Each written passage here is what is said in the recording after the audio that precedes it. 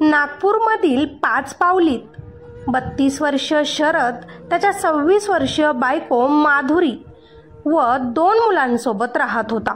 तो महानगरपालिकेत स्वच्छता कर्मचारी म्हणून काम करत होता.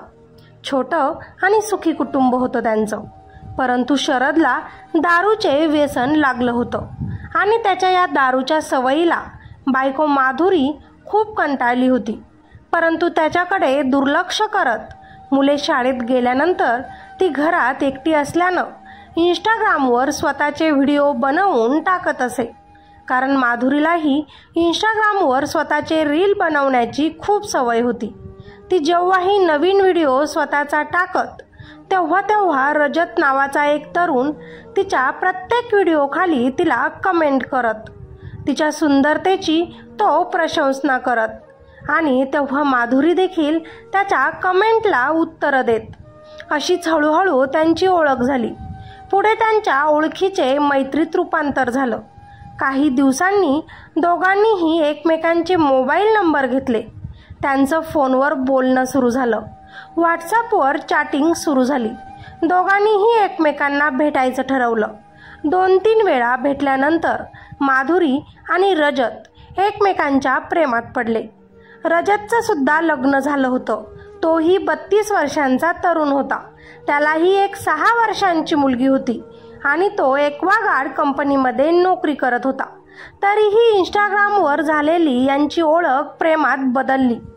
दोघांचंही लग्न झालेलं आहे हे विसरून त्यांनी एकमेकांसोबत अनैतिक संबंध ठेवले.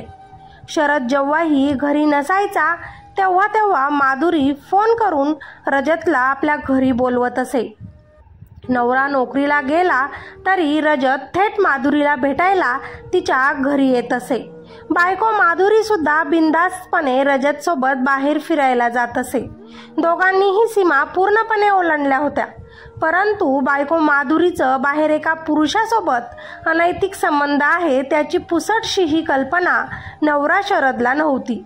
आणि तिकडे रजतच्या बायकोला देखील आपल्या नवऱ्याचे बाहेर विवाहित स्त्रीसोबत संबंध आहेत हे माहिती नव्हतं.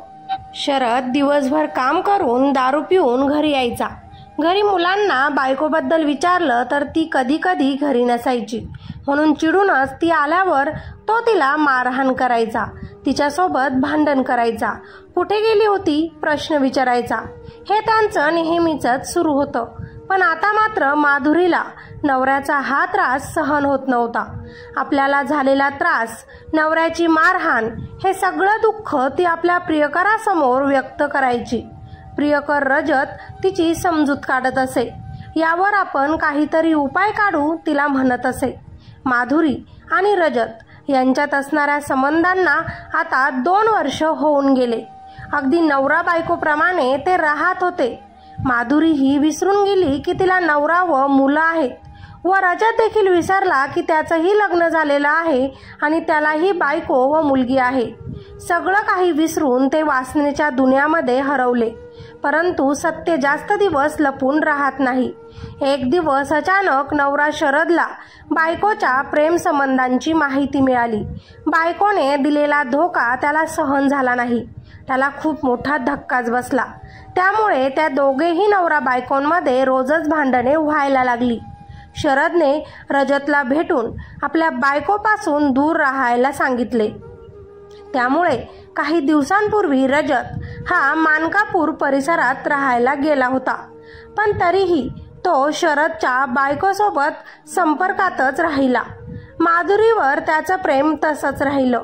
एक दिवस शरद घरी नसताना रजत माधुरीला भेटायला पुन्हा तिच्या घरी गेला होता आणि ही गोष्ट शरदच्या कानावर पडली. त्याला बायको आणि रजतचा प्रचंड राग आला. बायकोच्या प्रियकराला बजावून सांगितले आहे तरीही तो आपल्या घरी आला, आपल्या बायकोला भेटला. या गोष्टीवरून शरद आणि रजतमध्ये प्रचंड वाद झाला.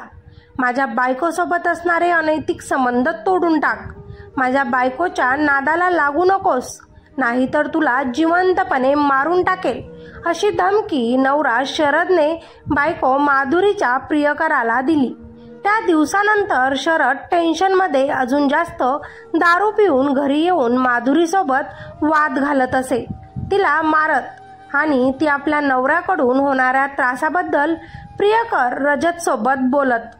प्रियासीला होणारा त्रास आता रजतला सहन होत नव्हता. त्यातली त्यात तो आपल्यालाही मारून टाकेल अशी भीतीही रजतच्या मनात होती.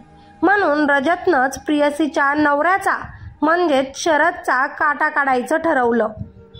त्यामुळे तो शरदवर लक्ष ठेवू लागला. तो कुठे जातो, कधी जातो, कुठून येतो याची माहिती रजत घ्यायला लागला. 10 दिवसांपूर्वी त्यानं इतवारीतून एक कोयता खरेदी केला आणि रविवारी 20 एप्रिल रोजी रजत हा आपल्या एका 34 वर्षीय मित्राला भोजराजला घेऊन शरदच्या घराकडे निघाला. नंदागिरी रोडवरून दुचाकीनं जात असलेल्या शरदला त्यांनी दोघांनीही थांबवलं. भोजराजनं शरदला पकडले आणि रजतनं कोयत्यानं गळ्यावर वार करून शरदचा खून केला. शरदला रक्ताच्या थारोळ्यात पाहून त्या दोघांनीही तिथून वेगवेगळ्या दिशांना पळ काढला. मृतदेहाची माहिती मिळताच पोलीस तिथे पोहोचले. 5 पावलीचे ठाणेदार बाबूराव राऊत यांनी आरोपींचा शोध घेण्यासाठी 2 पथके तयार केली आणि तासाभरात रजत आणि त्याचा मित्र भोजराज यांना पकडले. पोलिसांनी दोघांनाही अटक केली. आपल्या प्रियसीला तिचा नवरा सतत त्रास देत होता, तिला मारत होता. तशीच आपल्यालाही मारण्याची धमकी त्यानं दिली होती. म्हणून त्याचा खून केल्याची कबुली रजतनं दिली. पोलिसांनी सोमवारी 21 एप्रिल रोजी दोघांना न्यायालयात हजर केले होते. न्यायालयाने त्यांची 24 एप्रिलपर्यंत पोलीस कोठडीत रवानगी केली. या प्रकरणाचा पोलीस अधिक तपास अजून करत आहेत. मित्र आणि मैत्रिणींनो, अनैतिक संबंधांचा शेवट हा असाच होत असतो. एका बाईमुळे 2 पुरुष जेलमध्ये तर एक देवाच्या घरी जाऊन पोहोचला. शिक्षा दोघांनाही व्हायला हवी. विवाहबाह्य संबंध ठेवल्यावर परिणाम असेच भोगावे लागतात. विवाहबाह्य संबंध ठेवण्याच्या अगोदर आपल्या मुलांचा विचार करत जावा. मुलांची काहीही चुकी नसताना त्यांना त्रास सहन करावा लागतो. आयुष्यभर तुमच्या नावाने त्यांना असं ओळखलं जातं. मुलांच्या भविष्याचा विचार करत जा. तुमच्यामुळे तुमच्या नातेवाईकांची, तुमच्या मुलांची, तुमच्या आईवडिलांची मान खाली जाईल असे अजिबात वागू नका. बाकी या घटनेबद्दल तुम्हाला काय वाटतं? खाली कॉमेंटमध्ये तुमच्या प्रतिक्रिया नक्कीच सांगा. व्हिडिओला लाईक करा आणि चॅनलवर नवीन असाल तर आपल्या चॅनलला सबस्क्राईब करायला अजिबात विसरू नका. धन्यवाद.